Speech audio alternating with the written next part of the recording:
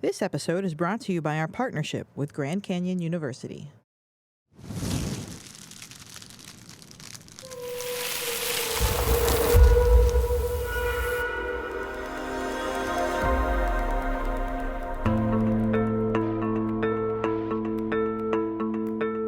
Welcome to the Ignite Project, a Polk County Public Schools podcast made for teachers by teachers. Teachers of all experience levels need each other's enthusiasm and passion to fuel an ongoing desire to do what it takes to meet the needs of our students. And that's what this podcast is all about. Be energized by their enthusiasm to ignite a love for teaching while they challenge others to join them in their work. Join us now. Hi friends, I'm Mallory Williamson and I'm entering into my 11th year with Polk County Public Schools. 10 of those years took place in the classroom with Wendell Watson Elementary, where I spent most of my time with some of my favorite people. Today we have a very special guest who is an elementary teacher of 24 years at Wendell Watson here in Polk County Public Schools. She moved to Lakeland, Florida solely for the purpose of accepting a position. And she has a drive to build relationships with students and people and share a love for all things science. She's spent over 6 weeks at Space Camp. Marlene Olszewski, I am thrilled to be able to spend time with you and talk about our friendship and how it came to be, especially about how you mentored me. So you were in your 14th year when you found out that you were about to have a brand new peer. How did that feel? Well, you never know who's going to walk in the door, and you really hope that whoever's coming in to fill the position is going to be someone who really wants to be there for the kids, because even no matter how many years you're there, it's still about the love of the kids and their well-being. So you hope it's somebody that has their hearts in mind. So you had no doubt that I was going to do an amazing job, right? Oh, absolutely. But I did know that after the first time I met you, so. All I remember is that when we first met, you came in, and I remember clearly, as one of our previous students described it, you had wolf eyes. You had these amazing eyes, and I feel like that made me put a little bit at ease. I get a wolf or a dog, but you know, such a compliment. So our school at the time lost a teaching unit. And that meant that I was the last one hired. I had to be transferred to another school. It was only after a month we had to tell us together. Yeah, so we had to tell 60 kids, and it was on a Friday. It was a really rough day, and then I was transferred to that school on that Monday, which was a teacher work day. So that happened fast. That was a long weekend for us. A really long weekend. I felt like I didn't know what was going on. Incredibly overwhelmed. But you handled it with such grace, going into a new location, getting set back up and ready to start again for a new set of kids. I don't really see it that way. As I remember it, I was so disheartened and overwhelmed. I was crying all the time. But a first-year teacher already lives in that overwhelm. So if you're a first-year teacher and you're living in overwhelmed and not sure what's going on and just, oh my gosh, it gets better. It does. It gets better. It's that, and that is the very phrase that you kept telling us over and over and over again. It gets better. It's going to be fine. I still remember my first year teaching, which is why when we get the brand new people coming in, that I am so, okay, what can I do? How can I help? What do you need? And transfers and that whole uprooting process is more common than I thought. It is. I thought I was the only one, and how dare they pick on me?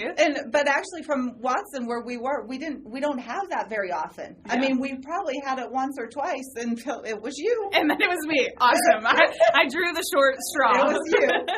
So with that, I somehow remember that after our first day, I located on that school Excel spreadsheet where all the teachers' addresses are posted. You keep track of everybody's birthday. I found your home address. You did. And I showed up at your door. Yes. How many times? Oh, wait. Just a week or the whole year? Because I'm pretty sure it was like Monday, Tuesday, Wednesday, Thursday. I'm pretty sure it was every day all year. It was just You about. fed me. I went home. I mean, I had to feed my other children, so one more wasn't, And did it on repeat. Yes. So I don't think I've ever heard this perspective or side of it, but I'm a new teacher. We hardly had developed a relationship. You don't know me, really, from one person to the other. I'm showing up at your door. Why in the world did you decide Why did I open it? to keep feeding me all year long? Why did I just, she's coming. Yeah. I mean, honestly, why did you continue developing that relationship? There was always something about you when you walked in the door. There was always something about your drive and your determination, and you knew that you were going to be something special. From even having you in a classroom, for a week next door, you knew that your heart was in the right place and you wanted to do the right thing. And I have a great passion and a love for any teacher who is living in that area of teaching, that is what they want to do. They're there for the kids. They're there for the ones that drive us crazy. They're there for the ones that do great. And getting uprooted and moving to a new school, that didn't change my want to help you make it through that, because when you going somewhere new and away from what you had already fell into comfort with, it's hard. And trying to figure out and navigate a first year for any first year teacher, it's hard. And I holding your hand, making sure, okay, here's what you do, and knowing how many times I would have said to you that first year, it's going to be okay. Yes, this is the first year. This is what it's going to be like. And that, from my perspective, what I loved is that when I went to the other school and I got to see that side of things, it were two different environments. And so I was very adamant about holding on to you, because I know that it was rare to have such a incredible mentor who was passionate about helping others, who was passionate about making sure that I didn't just stay in survival mode, but I took one step at a time, and I was able to elevate myself out of that. And making sure you're taking that one step when you're ready. Yes. When it's time, when you got, okay, I got this, and then it's kind of like, okay, but now let's just try this, and then you get this, and it's, okay, well, how about if we add this in now? I appreciated that, because you didn't overwhelm me and just throw it at me. Here's how to be an effective teacher. Here's how to be quality, and just say, if you do this, this, and this, right, you're good to go. You're going to be. Yeah, so you took it a little bit at a time. And so when I came back, which Yay! Is a whole nother story. We don't have time for that today. Yeah, we don't have time for that. You continued that relationship with me. And so it was a rare experience being able to come back into the school, the same school that hired me, a rare experience to be able to work with you. And then a little bit at a time, you ingrained a culture in my mindset of how to stay positive. I loved being able to work with you, because you would come into my room and say, stop what you're doing.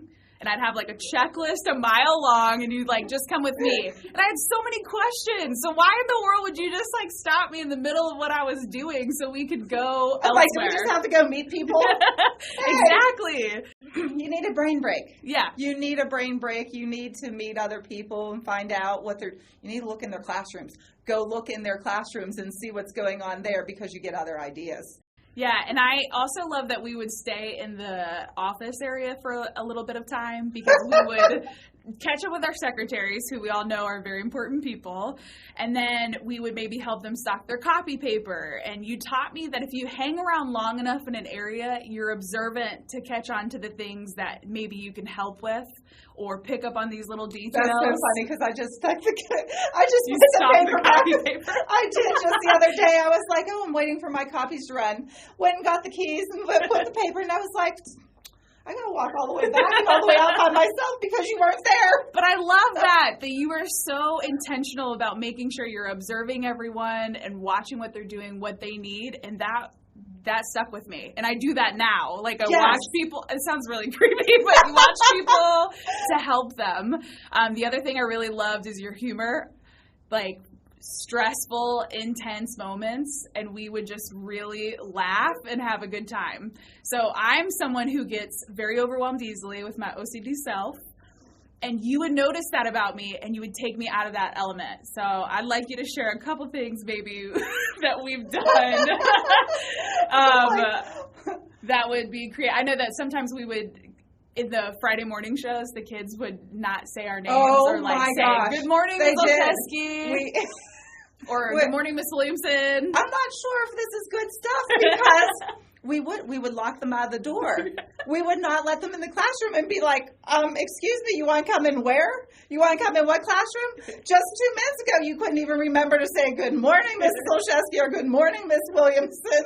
And they would crack up running back and forth from like door to door trying to like get I read think in. them having a teacher who's not going to be all stuffy and they didn't know what to expect.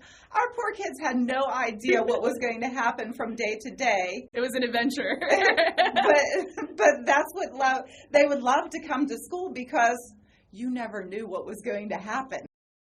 Neither did I. Well, neither did I. To be honest, neither did I, because I would come in and you would come some brainstorm the night before and I'd be like, oh, let's just blow up 100 and some balloons on our break.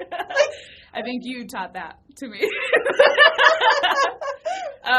And then finally, like one of the things that I really appreciate is that anything we did, it was tied back to the students. Whether it was the activity, whether it was the intentional phone calls that we made, keeping those relationships with our students, we always stopped and asked ourselves, is this something that will benefit our students? And I don't think without you constantly telling me it's going to be okay, it's going to be fine. Well, and the academics are only one small part of what we do as teachers, because the academics, come when they're in high school, 5-10 years ago, they're not going to remember, oh, Miss Williamson taught me how to carry, when I have to regroup what that looks like. But what she did teach me is that I am loved and I am valuable and I am important, and that not everything is a big deal. That they remember. Those social lessons that we put in there. I mean, I was a pretty phenomenal math teacher, so hopefully they remember that too. Well, no, they will. But, Yeah. It's just the academics is always just a small part of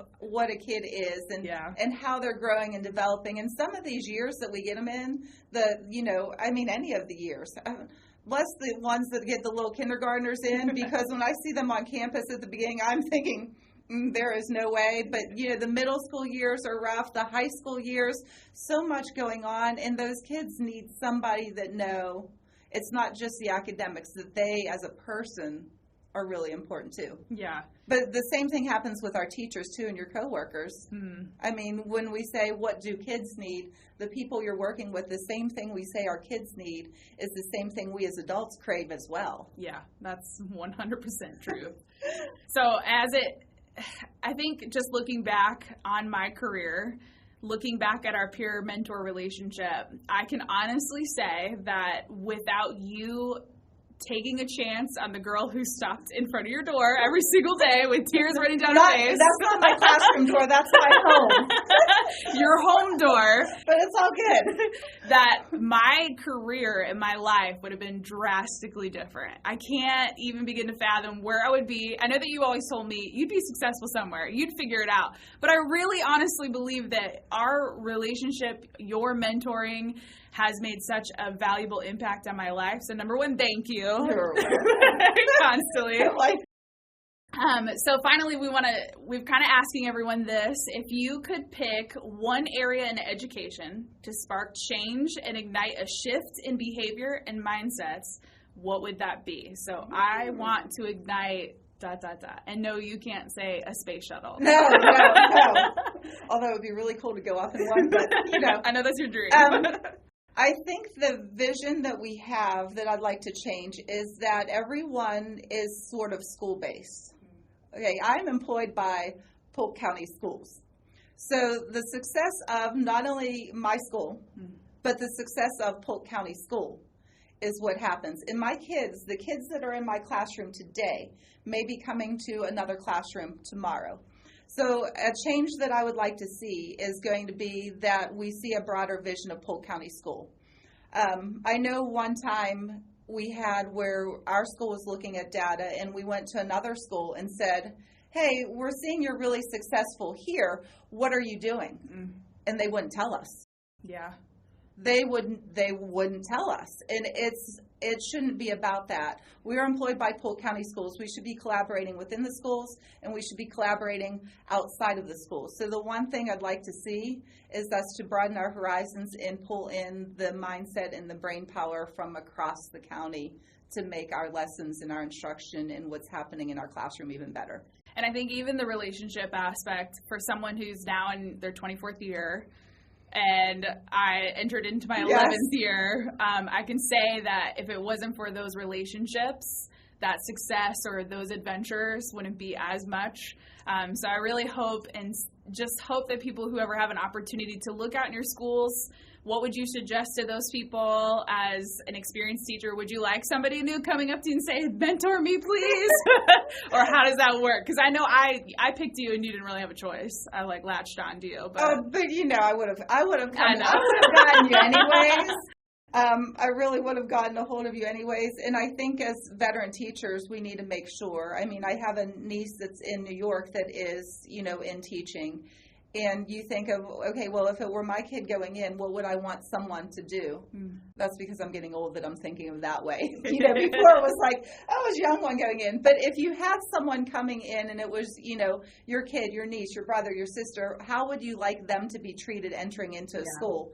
And I think if you look at it that way, then you sort of change that, oh, I don't have time for that, to, okay, well, wait, let me just take a few moments and help with this, or let me take a few moments and ask how it's going, here. And I think that would make a big change within, absolutely, new people as there are new teachers as they're coming in, and for that matter, even the new teachers to a school, because you switch schools, and that's still a whole nother, you're starting again on something. Yeah. Well, I'm so happy that you're able to join us today. So thank you so much for coming in. I had a blast. Thank you for having me. Fun to chat with one of your closest friends. Yes. And mentors. And moms. No. Oh, we won't go there. Okay. Yeah, don't go there. I'm not that old. All right. Thank you so much. Are you fired up? You can hear more from teachers like this by joining in teacher engagement events. You won't want to miss out on monthly virtual new teacher seminars, as well as major events like EdCamp and Emerge Symposium. Check out all of our upcoming events by following Teacher Engagement on social media at Teach Engage PCPS or visiting the Teacher Engagement page on the Hub. Thanks for joining us. You can subscribe to the Ignite Project on Apple Podcasts, Google Podcasts, or Spotify, or watch online at the Polk County Public Schools YouTube channel. To learn more about the Ignite Project and other Polk County Public School podcasts, go to polkschoolsfl.com/podcasts.